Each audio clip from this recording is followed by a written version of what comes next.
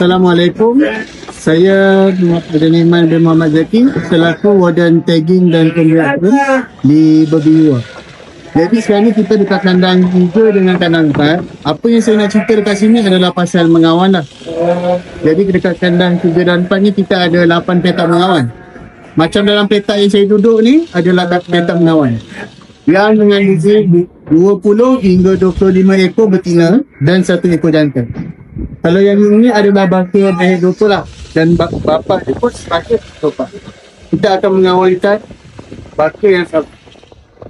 Jadi prosedur mengawan pula.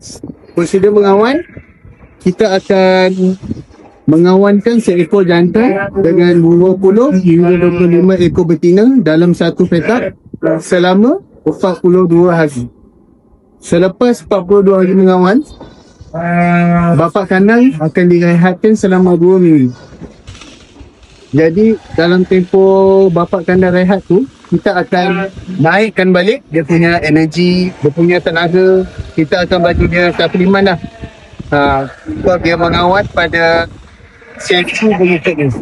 Untuk suplemen yang kita bagi, untuk suplemen bagi bapa kandang, kita akan bagi telur campur dengan kunyit. 1 biji telur dan 200 gram kunyit dicampurkan. Kita akan bagi suap lah pada bapa kandang kita semasa waktu berehat dan sebelum dia mengawankan semula. Jadi kesannya dia akan menghasilkan benih yang berkualiti lah.